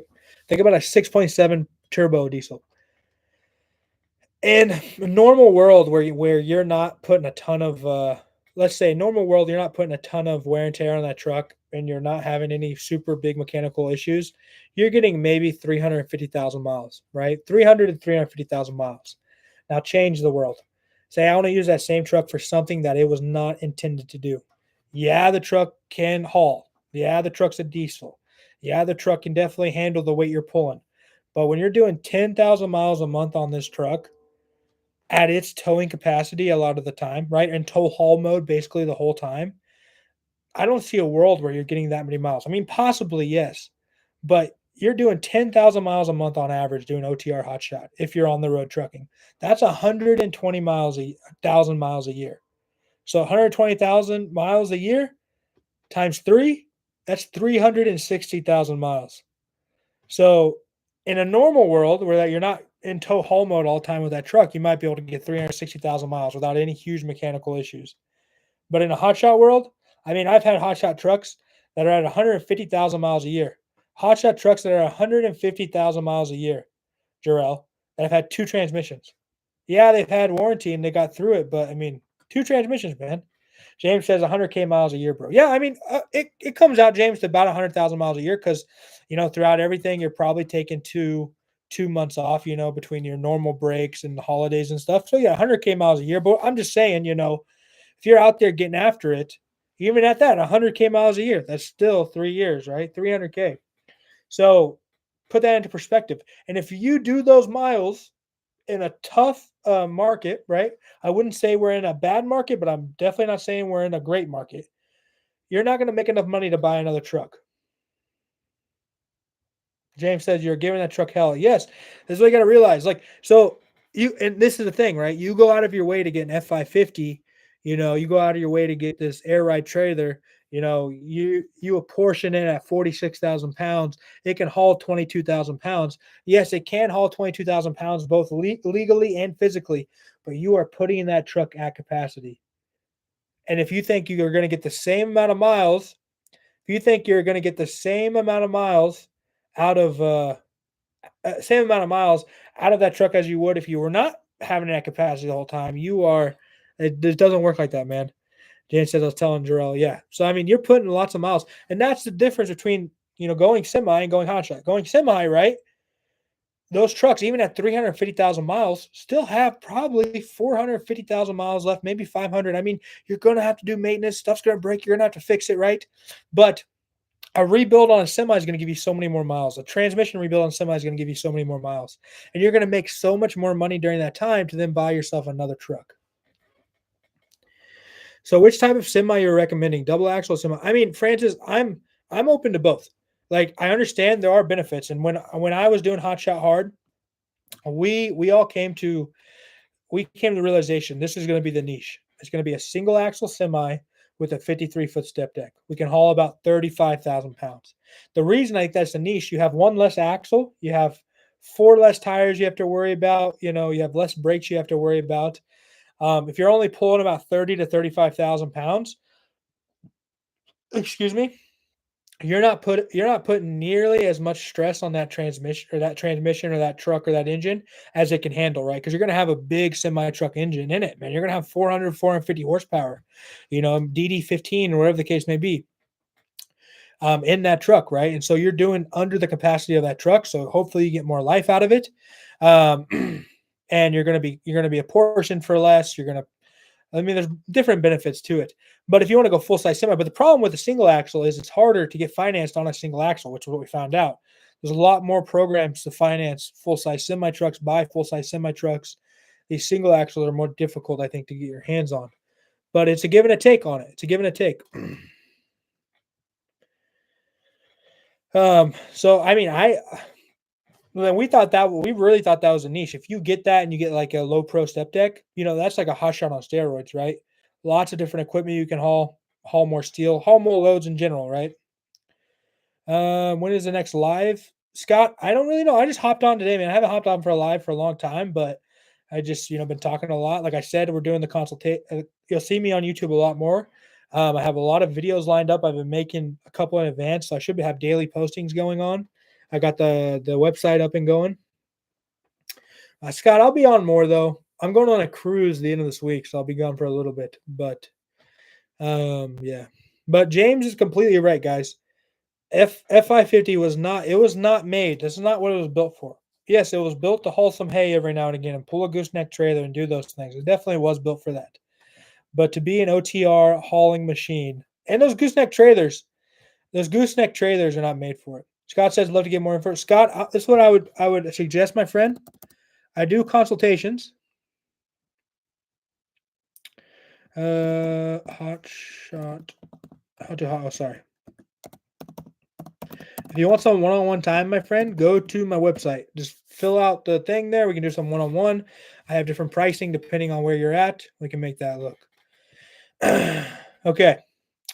Jarrell says Ford makes a single axle semi. Yeah, they do have the F750 and the F650, Jarrell, but this is a problem, my friend. I think they put a different. I do think they put a different transmission in, but I might be mistaken. I don't know if they have the. What's the word I'm looking for? I don't know if they have the 10-speed in those big trucks, but I know they have the 6.7 liter, the same engine you're going to get in the 550. Darrell, if you're going to drop the money on a brand new F750, I would much rather you drop the money on either a full size semi truck or a single axle semi that has that bigger engine, man. Whether that's a DD15 or that's the Cummins X15, is it? Or that's a PACCAR engine, whatever the case may be. I think you'd be a lot better positioned. I owned my truck, 2017 Ram 3500s with 40K miles. The main plan was to run hard the first year with minimal issues and instantly buy a brand new truck. Just want to stay in non-CDL for now. AWP, I don't think that's a terrible idea, man. But hopefully you have a year without any serious issues. But the thing is, let's say, for example, you have that truck paid off right now. You have a good amount of worth in that truck. And if you get a good year out of it, that's good. But at the end of the year, the truck's going to be almost worthless, right? You'll have some worth left in it, obviously, but you can buy a newer truck. But I would tell you, man, I would just go ahead and go to CDL school. If you can't, pay for it for yourself if you can. If you can't, maybe sign a year contract with the company, get on the road and get experience behind you, and then you can come back and start your trucking company and just have so much more experience and be ready to go after it, right? I don't think, like, if you have that truck paid off, which it sounds like you do have it paid off or almost paid off, you're obviously going to be in a better position, but you're going to be so limited on the amount of freight you're going to haul, and you're talking about getting a new authority. It's going to be difficult, brother. People do it. 550 was made for sergeant majors in the Marine Corps to park outside battalions. Yeah, I mean, my father-in-law has an F550. He does liquid feed for cattle. We live out in the country. We're farmers. He has a liquid feed tank on the back, and it has a mixer in it, and it mixes it. And he goes out to these all this land where they have all these cows and heifers and bulls, and he drops liquid feed off, and he uses F550 for that. Like, that's with a big old flatbed. Like, that to me was what it was made for, right? Or haul hay every now and again, but you can get some life out of it. I mean, we've got a lot of life. The guys, I think the 550 that had the sleeper on it that just broke down, got taken off the road. I think it's had one new transmission, and a lot of other maintenance done to it. A lot of it under warranty though. And once they put those new parts on it, then you have the new part warranty, and you can play that game. But the time he was off the road getting that stuff fixed was a lot, and it finally crapped out on him at 305,000 miles. James says, I have a single axle Volvo sleeper, fridge, microwave, TV, AP. You can hook up to anything. Yeah, I mean, and those single axles too, a lot of times you can hook up, they'll have the hookups for the gooseneck, and they'll have the, or you just put the different, attachment on the gooseneck and hook it up to your fifth wheel. I mean, I think single axle is not a bad way to go. Full size semi truck's not a bad way to go. I mean, there are a lot of good options out there in today's world. A lot of good trucks in the $50,000 or $60,000 range that are at 350, 400,000 miles that the big fleets are done with, and they're reselling them. I mean, there are some nice trucks out there with a lot of safety features too that are going to help you as being a driver that's newer. A lot of benefit, not you, James, but But AWP, I'm giving you my ideas, man. Obviously, go after it, do what you want to do, kill it. But these are just kind of my thoughts. I've made a lot of mistakes in trucking, and I've looked back on a lot of stuff and thought I could have did that one different, I guess. But Jarrell, another thing too with the F750, guy who was leased on, he tried to order an F650, and he waited like 6 months, and the order never got put in. They basically canceled it and said they can't make it. And so he just got another 550. When getting your authority, how long was it before you're able to get consistent freight? I see brokers don't mess with new authorities. So Jarrell, so when I started, it was a lot different. I started in 2020, and a lot of brokers only had 30-day requirements, 60-day requirements, or 90-day requirements. Now you're talking 6 months or a year because there was a ton of fraud last year with double brokers, people stealing freight, and all sorts of stuff. So right now it's a lot more difficult for a new authority, right? It's a lot more difficult. And so it can definitely be beneficial to lease onto somebody or to cook your authority, like, get the required insurance, get your authority active, but keep your insurance as like not every commercial insurance policy is created equal, right? You have like your OTR trucking commercial insurance policy, which is really expensive, but you can get a smaller insurance policy that meets the requirements for the FMCSA. You could put like your personal car on it, and you can meet the requirements. It'll activate your authority, and you could cook it for a while. Cook it for a while where you're at CDL school and you're driving for some other company, and then when you're ready to get on the road with your own setup, everything's ready to go. But yeah, there's a lot of brokers that aren't going to use you. So when somebody says, "Hey, I want to do non-CDL hotshot," that's going to limit you so much, number one. And then you have so many brokers that are not going to use you. It's just going to be very difficult to find freight. So I definitely invite people to lease on, and I invite people to cook their authorities. Looking to buy a Conestoga step. That's cool, James. I've seen a lot of good Conestoga steps out there. I think they're beautiful trailers. I've seen a lot of people that have a lot of good with them. We don't do any Conestogas. The reason is we do a lot of oversized and width. And so, yeah, we do a lot of equipment. So Conestogas don't really work too well with us. I have my hookup for my Hotshot trailer RV and my step deck. Yep. Yeah, Drell, it's hard out there, my friend, especially for brand new. But I don't think, guys, and I really don't think it's like I don't think getting our own authorities all the time is the right answer. Like if you lease onto somebody, to a broker standpoint, for a broker standpoint, um, if you lease onto a company from a broker standpoint, that's what I was going to say. You've been a part of them for as many years as they've been in business. They're not going to say, "Oh, is that guy brand new?" No, they don't know. Jarrell says, "Might as well get a semi and pull bobtail off of Uber Freight." Man, I would buy a semi truck and a 53-foot step deck and find a good company to lease onto. If you've had your CDL for more than 2 years, contact me, Jarrell. We can make something happen. If you're looking to go semi and step deck, there's a lot of good companies out there, man. I would get a 53-foot step deck with ramps. I would get a not lightly used. I would get a used semi that has 350 to 400,000 miles, pay 100 grand for the setup, and you can get out there and make money. And that setup, I'm talking in this economic world, if you're a driver that's going to be a go-getter and knows how to strap freight down and will go the extra mile to get the loads delivered on time and do all that needs to be done and take care of your equipment. I mean, that first year, that setup should gross you $270,000, in the first year. Now, obviously, that's gross and it's not all profit, but it'll definitely pay you back for sure. Ray, the guy who's leased on right now, he had that F550. He switched to semi with step deck, and I think he's averaging on average 27, 28 grand in gross a month right now. But he's still taking time off, like this is just average. Like people don't realize, they're like, "Oh, that's how much you made." And it's like, understand that people take time off too. This is like an average. Out of a whole 12-month year, you're only going to run probably 10 months or 9.5 months probably, with all of the time taking off, truck being down for getting repairs done, or taking time off for holidays. AWP says, seem like a good idea where your authority ages. Yeah, man, I would activate your authority. I would go to CDL school and I would drive for another company. If you could pay for your own CDL school, perfect. If you can't, maybe sign a year contract with a company to get your CDL school paid for. Get that experience, man. They're not going to pay you that well, but at least you have a job. You can get experience, and your goal. You have a goal to. You have a goal to. What's the word I'm looking for? You have a goal to reach.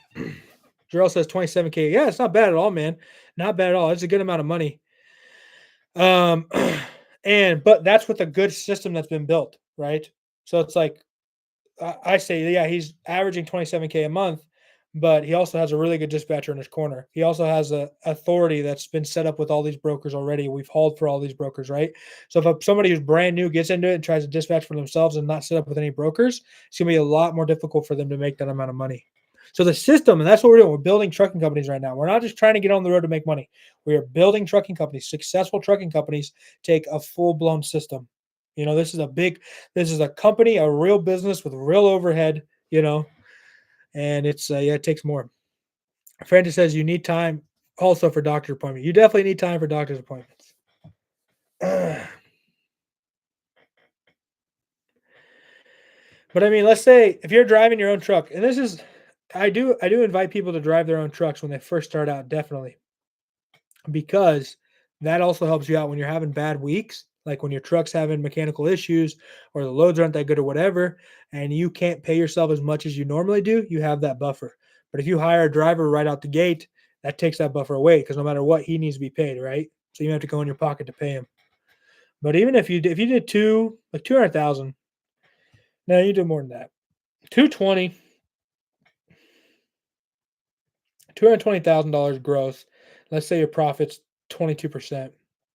That's 48 grand profit. I'm saying after you pay a driver, so you've already paid a portion of that to yourself.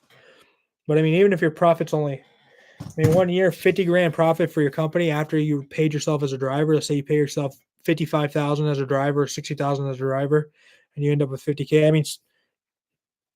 I'm not telling people like that's exactly how much money you're going to make, but it's possible. The right setup and the right system. But people hear those numbers and they think, "Ooh, I'll get my F-250 to pull this 40-foot gooseneck, and I'll haul 10,000 pounds, and I'll get my own authority, and I'll dispatch myself, and I'll make all this money." It's like, nah, dude.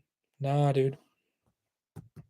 It's like fuel cards, for example. You have to have a good fuel card. It's like it took us 5 years to build up the Cost Plus program with RTS. We only go to Pilot Flying J's. We average 60 cents off a gallon. All right, that's crazy. But it took us time and it took us trucks. It took me having to go to Love's and say, "Hey, give me a deal." And I took the deal back to RTS and said, "RTS, if you don't give me a better deal, I'm going to go to Love's." And then it took me battling back with Love's, "Give me a better deal." And then going to RTS, and then they finally gave me the best deal they could. And it took 2 years to get there and multiple trucks on the company. But now it's a massive benefit.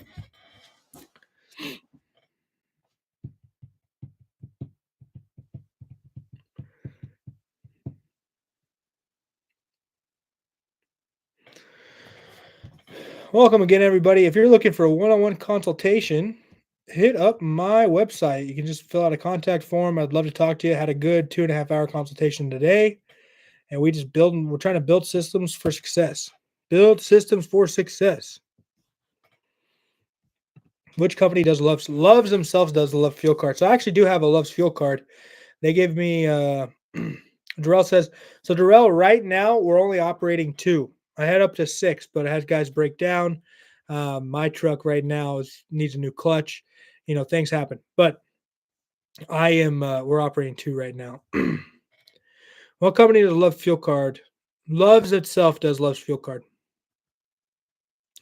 But I actually have the Love's Fuel Card. And the cool thing with Love's is, so what we have is the RTS Fuel Card, but we have a direct credit line with Pilot. So we only go to Pilot Flying J's. I said, I will give you all of my gallons if you give me the best deal possible. They gave me the best deal they could. But then I needed a supplement fuel card, so when the guys don't have a Pilot Flying J close to them, you get the Love's. The cool thing with Love's, though, is Love's also gives you a charge account with their maintenance. So Love's not only gave me the fuel card, I have a charge account with their maintenance. So if I need to get an oil change or I blow a tire or whatever the case may be, they can charge it to my account and they invoice me in 30 days. But they also, yeah, so that's the benefit that Loves gives me. And then I have Motive for my ELD, and ELD gave me a charge account as well. So I have a $9,000 line of credit with the ELD. So crap hits the fan, you have that as a backup as well. Yeah,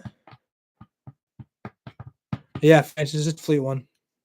It's Fleet One, but I bet you're because you can go to RTS and say, "Hey, I only want to fill up here. Go to Pilot's rep for me and try to give me the best deal possible, and I'll only fill up here." And they should give you a better discount, but you can only go to Flying J's, which works out good because a couple benefits from that is if you get bad fuel, you know where it came from, and the drivers can just rack up on Flying J points and get free showers and stuff.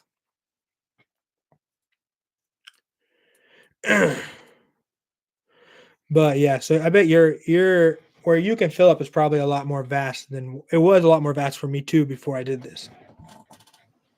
But I had a really good hookup with my rep. He was a really cool guy. I met him in person a couple times. His name was Ken. He was a good dude. Yeah, so yeah, Pilot Flying J's, that's where we're at. But we don't go to Circle K's, we don't go to Speedways. Yeah, we kind of just we don't have any credit with him at all.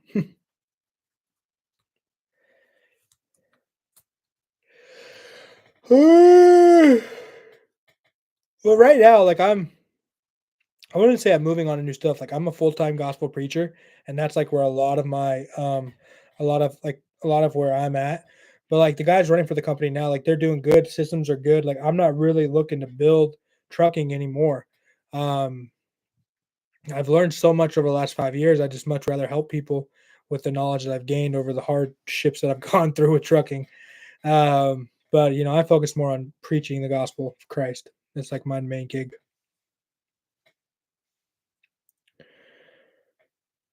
Oh, Francis, yeah, they'll show you an ad every now and again. There are ads on, so they will flop you into an ad, but it shouldn't be anything crazy. I'll get off here in a minute, guys. It's been a good live though.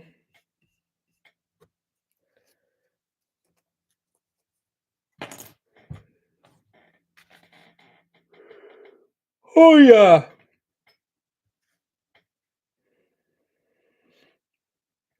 Yeah, there are ads on, so the ads will show after a minute.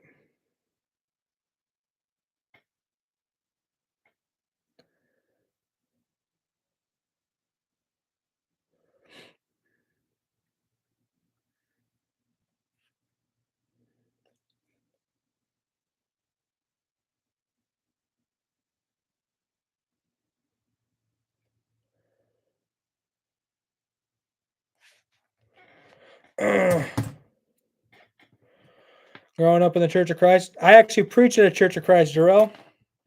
I preach at the Salem Church of Christ in Salem, Missouri.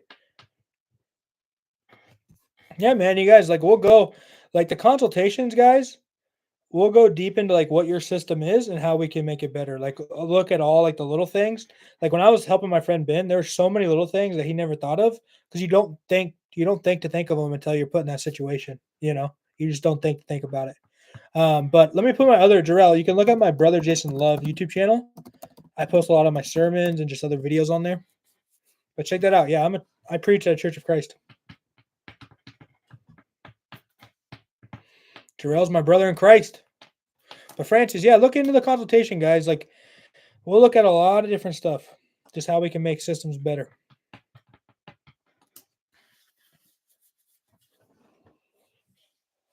Oh. So, because this is what happened, Darrell. I was kind of like giving all of my efforts to trucking, and building a successful business. And I was like, I can keep doing this. I can keep getting more trucks.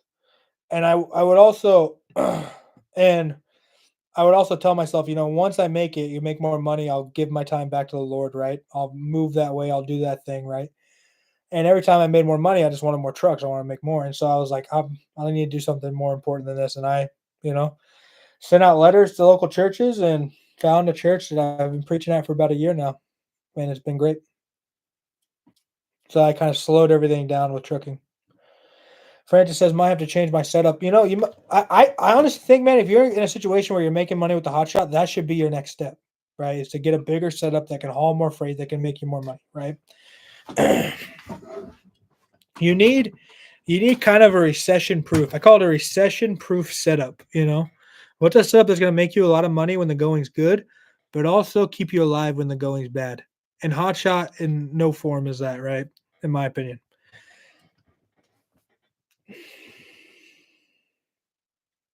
How many miles are on your 3500, Francis?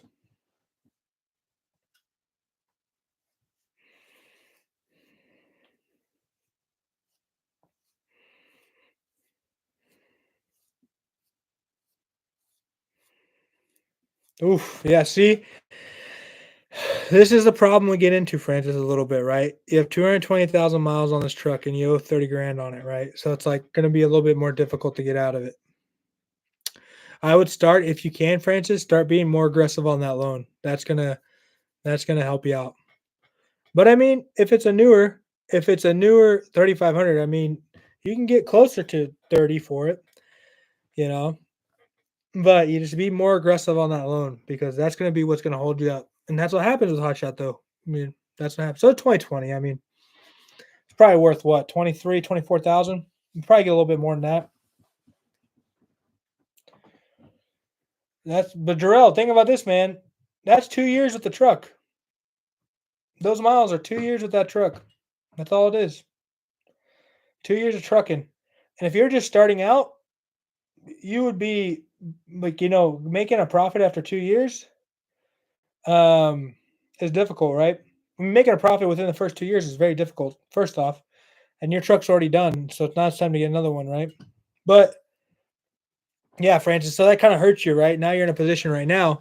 So if you can be more aggressive on the loan payment and put yourself in a better position to get out of it when it's time to get out of it, you're going to be in a better position all around. Soup says, for trucks, then do you not recommend running them until the wheels fall off? Um, I mean, obviously, you want to have equipment on the road that's not going to like just fall apart.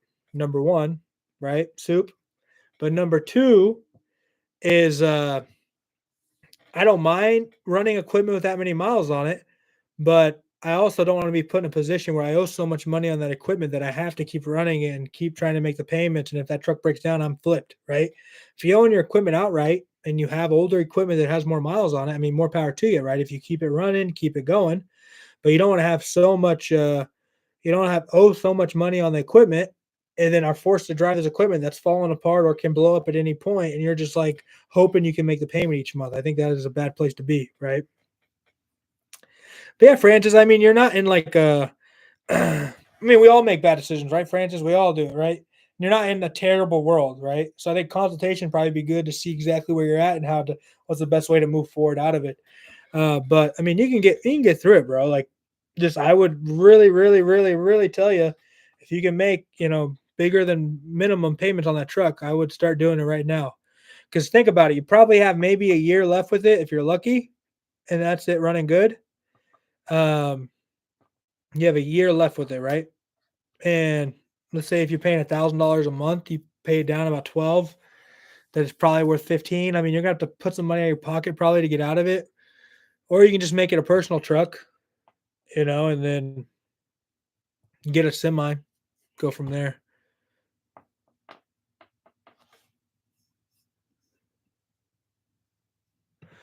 Yeah, Jarrell. I mean, this is what I tell people. If you go to my should you start hotshot trucking in 2025, my answer is no. Right now, the reason I kind of focus on saying hotshot Q&A because this is hotshot trucking is where a lot of people want to get into trucking in general. Right, it's a lower barrier of entry. Some people try to do it without a CDL. Even people with a CDL, it's easier to buy a hotshot truck. It's easier to get a trailer. People, it doesn't seem as crazy because it's like not a full size setup that they're pulling on the road. But I think you can start with hotshot and build into something better if you make good decisions. But if you're in a position where you can get a semi truck for 60 grand, if you're in a position to get a semi truck for 60 grand, in a trailer, if you're in that position, when you have your CDL and you want to get on the road, I would definitely, definitely, definitely motivate somebody to do that. Francis says specifically non-CDL. Yeah, I mean, this is what you'll see on Facebook and see everywhere. People are like, "Oh, I'm non-CDL and I'm making so much money," and all these dispatchers are promising all these amounts of money, and people just go into massive amounts of debt to get on the road with these non-CDL setups. They can't haul any weight and can't do anything, and then they're flipped. But it's like AWP when AWP was in here trying to start non-CDL, right? What did I tell them? I said, look, activate your authority, cook your authority, go to CDL school, get your CDL, drive for somebody for a year. In that year, you have a job, you're a driver. These mega companies are going to pay, or they're going to pay your wages, right? No matter what. Get some experience and see if you even like trucking. And then once you come out of there, buy your own truck, put it on your authority, and get cooking, right? I think there's ways to do it. There's ways to do it. There's ways to do it. Like you're not going to make a lot of money driving for those huge carriers. You're not, but you're going to have a job. You're not going to be responsible when that truck breaks down. You're not trying to juggle.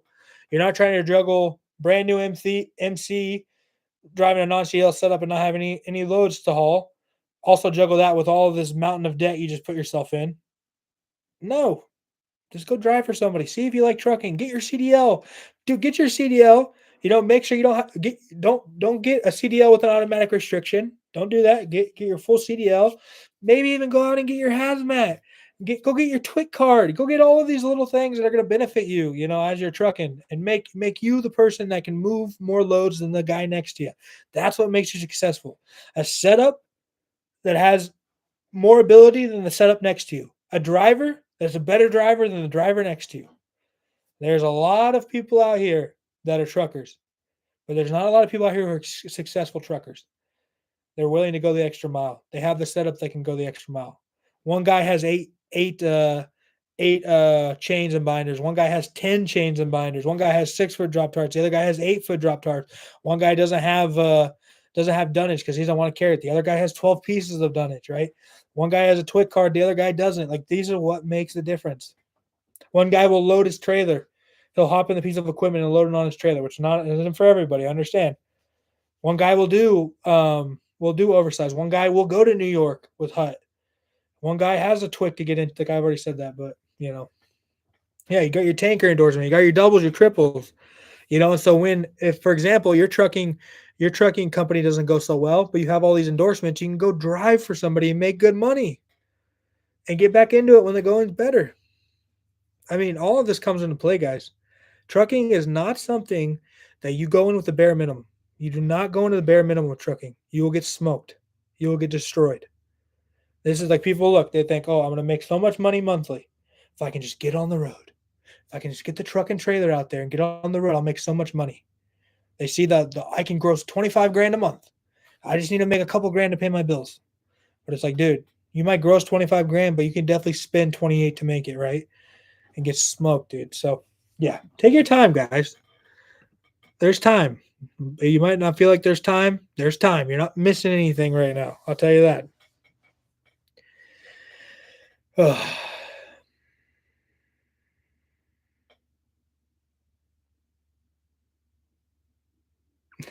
I one time did learn. But look at that, Francis. That got the load off you. That got you moving to the next one. But, I mean, I wouldn't invite everybody to do that. But Francis did it.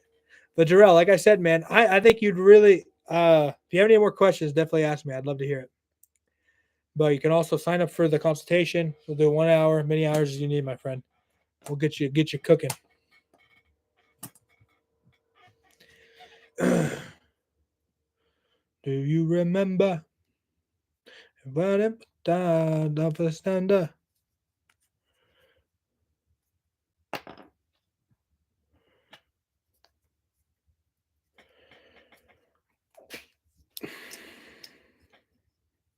I mean, there's so many like little places I've been put in during trucking where it's like, I never thought that would ever actually occur. But then it does occur. And then you get through it and you learn from it and you're like, oh, interesting.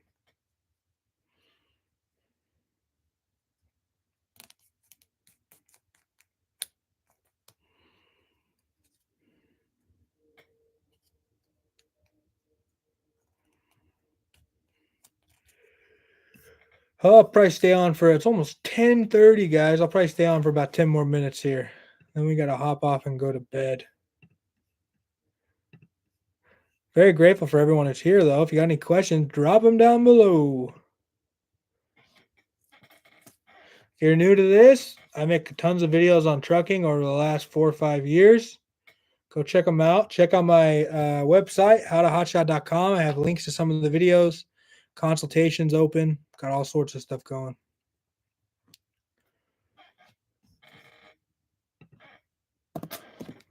Make sure.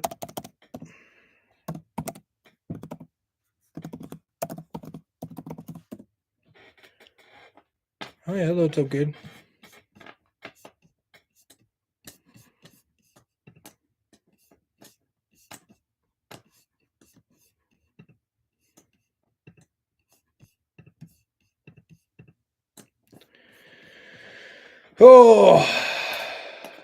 Oh, we've been live for almost 2 hours now. It's been a great time. Who?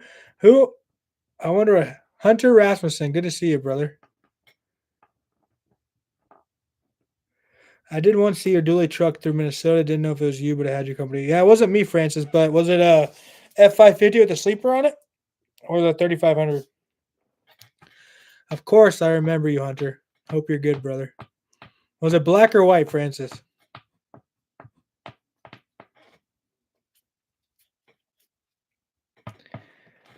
It was white. Yep, white 550. That was probably Ruben. Depends on when you saw it. If you saw it here recently, it was Ruben. If you saw it not so recently, it was probably Ray.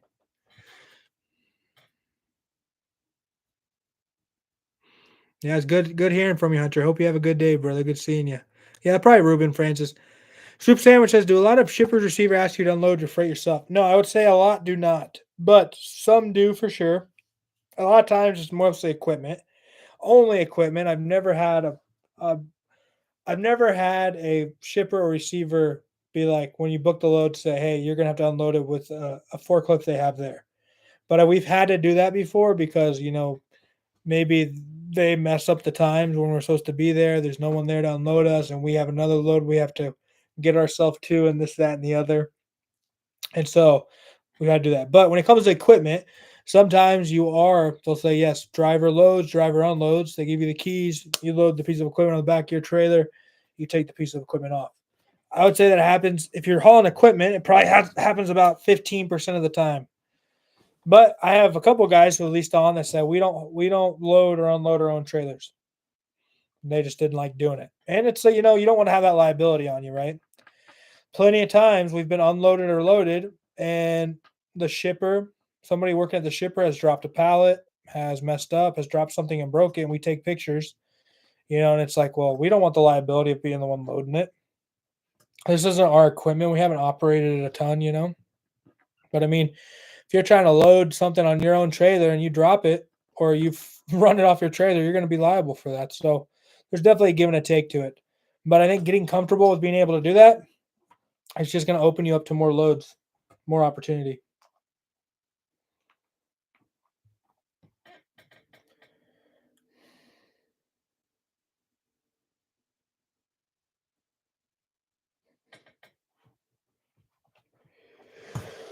Ooh. Oh yeah, tired now, guys. Need a diet soda.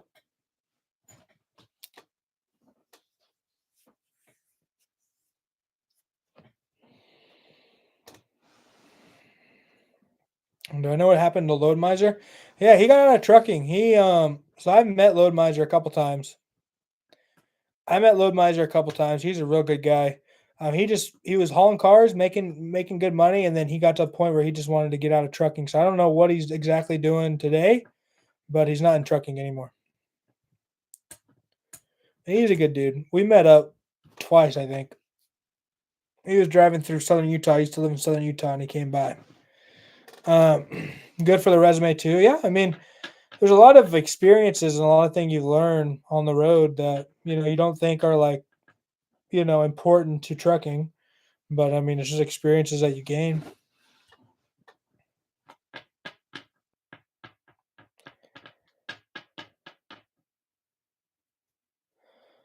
Yeah, I mean, you're not proficient, but I mean, loading and unloading your own trailer, is the more you do that, the more you get comfortable with it, the more you understand it. That's one thing I don't like about cars is when you're hauling cars, 9 out of 10 times, you're the one loading that car onto your trailer. So it's more liability. Always Load Miser actually let me load one of the vehicles on his trailer. It was funny. He came down and he was loading the car up and he let me load it. I remember that. It was I think it was a Warlock Ram.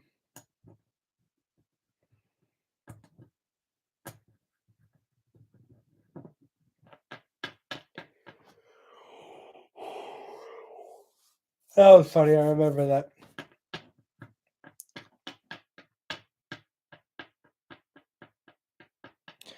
I didn't load it in reverse. I loaded it straight up on there. I think he had a 3-car hauler. I don't remember too well. I think it was a 3-car hauler. He was a good guy, though. He is a good guy. Well, it depends if it's a car trailer, right? If it's a car trailer, it's pretty easy to load up on.